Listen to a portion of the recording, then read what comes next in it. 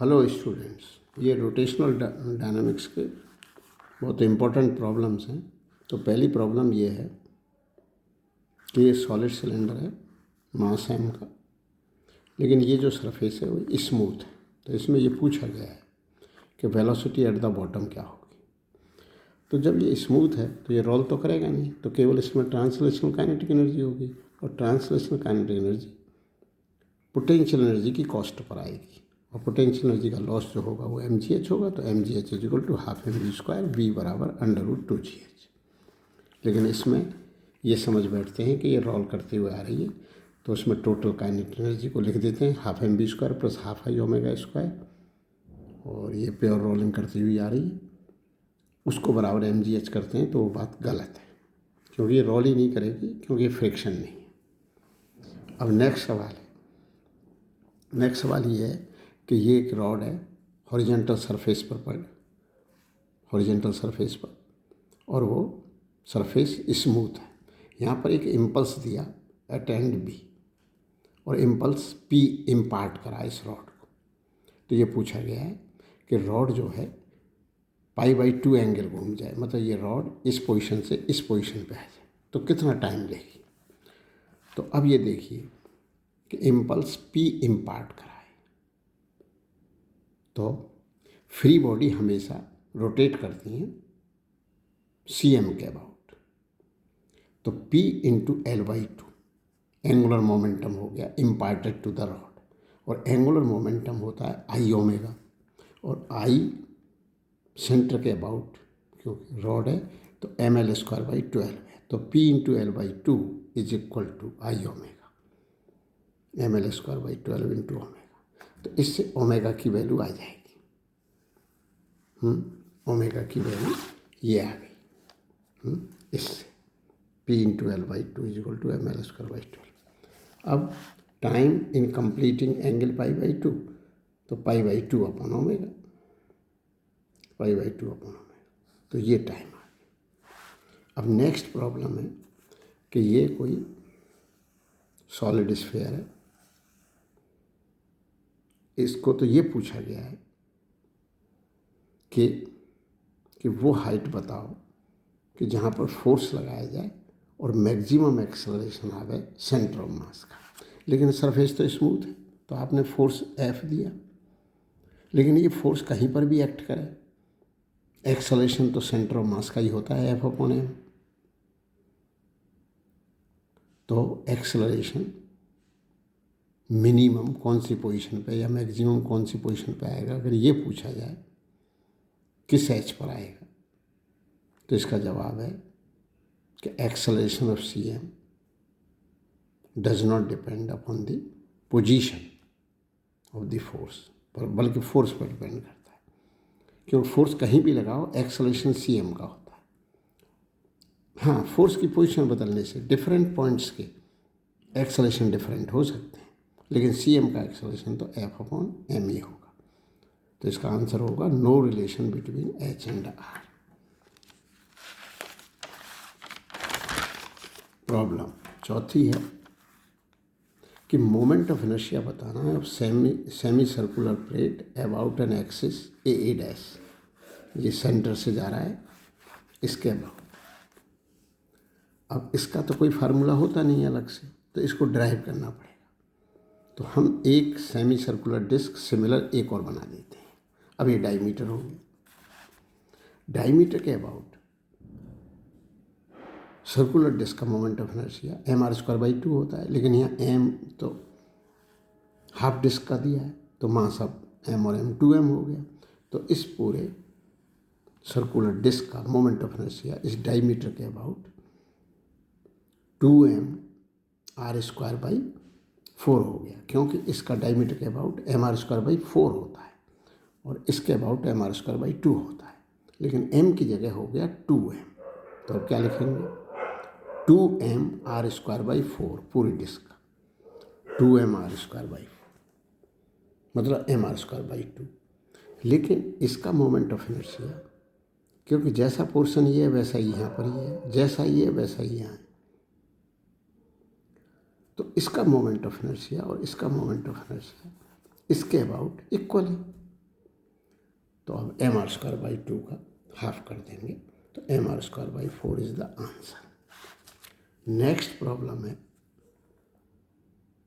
कि एक रिंग है मास एम की, इस पर एक यहाँ पर मास अटैच्ड है इस पोजीशन पे, जो सेंटर से डायमीटर जा रहा है पैरेलल टू द हॉरिजॉन्टल। यहाँ एक एम मास है, यहाँ एक 2m मास है, ऊपर एक m मास है, और ये रिंग यहाँ पर स्लिप नहीं कर रही। तो जब स्लिप नहीं करती तो अब पूछा है कि टोटल काइनेटिक एनर्जी क्या है। जब स्लिप नहीं कर रही तो इस पॉइंट की वेलोसिटी 0 है, और इस पॉइंट की v0 प्लस v0 तो 2v0 है। इस पॉइंट की v0 इधर है, रोटेशन के कारण फिर v0 इधर है, तो √2v0 है। इसकी v0 इधर है, जो सेंटर की है वही है, और रोटेशन के कारण ऊपर है, तो इसकी नेट है √2v0। तो इसकी नेट पता हो गई, स्पीड मुझे नेट इसकी पता हो गई, नेट इसकी 2v0 पता हो गई, और इसकी काइनेटिक एनर्जी लिख देंगे रोटेशन प्लस वो। तो इसमें रिंग के केस में रोटेशन और एंगुलर काइनेटिक एनर्जी दोनों बराबर होती हैं, तो ये आ जाएगी half m b not square half m r square v0 by r का होल स्क्वायर। ये तो रिंग का आ गया एम बी नॉट स्क्वायर। अब इसकी क्या होगी, हाफ एम इंटू √2v0 का स्क्वायर। इसकी क्या होगी, हाफ एम इंटू 2v0 का स्क्वायर। तो इसकी क्या होगी, half into 2m into √2v0 का स्क्वायर। अब इन सबको ऐड करा गया तो इसकी एम बी नॉट स्क्वायर आ गई थी, इसकी भी एम बी नॉट स्क्वायर आ जाएगी, क्योंकि हाफ एम इंटू √2v0 का स्क्वायर। तो इसकी इससे डबल आ जाएगी, तो क्या आ जाएगी 2m v0 स्क्वायर, क्योंकि half into 2m into √2v0 का होल स्क्वायर। उसकी हाफ m इंटू 2v0 का होल स्क्वायर, तो 2m v0 स्क्वायर आ जाएगी। रिंग की भी 2 आ गई, और इसकी m v0 स्क्वायर आ गई, और इसकी देख लो क्या आ गई, हाफ 2m इंटू √2v0 का स्क्वायर। तो अब टोटल सबको जोड़ दो, किसकी आ गई, रिंग की एम बी नॉट स्क्वायर, इसकी हाफ m √2v0 का होल स्क्वायर, तो एम बी नॉट स्क्वायर आ गई, इसकी 2m v0 स्क्वायर आ गई, रिंग की 2m v0 स्क्वायर आ गई, और इसकी हाफ m इंटू 2v0 का होल स्क्वायर, तो 2m v0 स्क्वायर।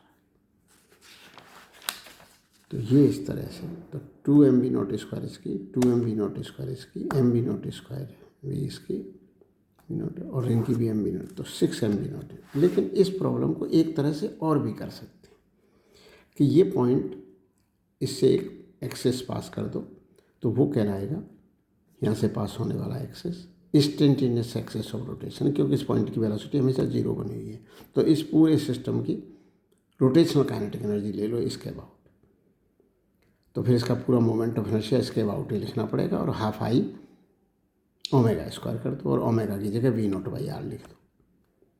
तो अब बोलो इसके अबाउट आई कैसे लिखते हैं, तो रिंग का 2mr स्क्वायर, इसके अबाउट m इंटू √2r का होल स्क्वायर है, क्योंकि √2r है, इसका 2m इंटू √2r का होल स्क्वायर है, उसका m इंटू 2r का होल स्क्वायर है, इसका m इंटू 2r का होल स्क्वायर है, रिंग का इसके अबाउट 2mr स्क्वायर है, इसका 2mr स्क्वायर है, और इसका m इंटू 2r का होल स्क्वायर है, और इसका half into 2m into √2r का होल स्क्वायर। ये मोमेंट ऑफ इनर्शिया लिख के हाफ इंटू आई इंटू ओमेगा स्क्वायर कर दो, ओमेगा की जगह लिख दो v0/r का होल स्क्वायर, तो वही आ जाएगा। कितनी टोटल काइनेटिक एनर्जी आ जाएगी, 6m v0 स्क्वायर। तो ये सब मैंने दिखा रखे हैं। Kinetic energy of mass m at point a, kinetic energy of mass m at the point c, top point c, जिसकी velocity v0 plus v0 2v0 है। Kinetic energy of the mass 2m at point b, इसकी √2v हो जाती है velocity. तो इस तरह से 6 mv/s²। अब ये सवाल है अगला, ये कहता है कि ये रॉड यहाँ हिंज्ड है, ये रॉड हॉरिजेंटल है, वर्टिकल प्लेन यहाँ इस तरह से है, और इस रॉड को रिलीज कर दिया गया, मतलब ये यहाँ ग्रेविटी में। तो रिलीज करने से जस्ट रिलीज जब करा है तब सेंटर ऑफ मास का एक्सेलरेशन क्या है। तो बड़ा सिंपल बात है, टॉर्क निकालते वक्त पूरे मास को सेंटर ऑफ मास मान लेते हैं। तो सेंटर ऑफ मास यहाँ है, तो mg into L/2 is the torque. mg है, mg into L/2 is the torque. और मोमेंट ऑफ इनर्शिया इस रॉड का इसके अबाउट एंड के अबाउट ml²/3 होता है। तो mg L/2 में I से डिवाइड कर दो तो एल्फा आ जाएगा। Torque upon I is the alpha, mg L/2 upon ml²/3। तो ये आ गई alpha. Angular acceleration multiplied by ये दूरी सेंटर ऑफ मास की यहाँ से, क्योंकि रॉड यहाँ हिंज्ड है और यहाँ पर हिंज्ड है, तो ये यहाँ रोटेट कर जाएगी। तो बस उसी स्टंट का पूछा है। तो एल्फा इंटू L/2, तो एल्फा इंटू L/2 3g/4 है। जब रॉड को जस्ट रिलीज करा गया वर्टिकल प्लेन में, और ये यहाँ पर हिंज्ड है, और वर्टिकल प्लेन में करा गया रिलीज, तो ये वर्टिकल प्लेन में यहाँ रोटेट करेगी। तो रिलीज करते वक्त सेंटर ऑफ मास का एक्सेलरेशन पूछा था, जो कि 3g/4 है। अब नेक्स्ट सवाल है कि ये कोई रिंग, ये जो है यहाँ स्लिपिंग नहीं है, तो ये पूछ रहा है इस पॉइंट की वेलोसिटी बताओ वेक्टर, जबकि सेंटर ऑफ मास 10 मीटर/सेकेंड से। तो जो इसमें है, जिस रिंग यहाँ रोटेट आगे बढ़ रही है, तो ये 10 मीटर/सेकेंड तो ईच एंड एवरी पॉइंट पे है ही, और रोटेशन के कारण इसमें टेंजेंशियल होगी, तो 10 और 10 ये हो गया। तो ये 30 डिग्री, वो 30, ये 60, तो 10 का 10 cos 30 उधर चला जाएगा, तो 10 cos 35 होता है, और 10 पहले से मौजूद है। तो इस पॉइंट की वेलोसिटी 15I होगी, एक तो 15I होगी। फिर इसका इधर एक कंपोनेंट जाएगा 10 sin 60 वही √3/2, तो J नेगेटिव होगा, तो 15I माइनस 5√3 J होगी इसकी वेलोसिटी।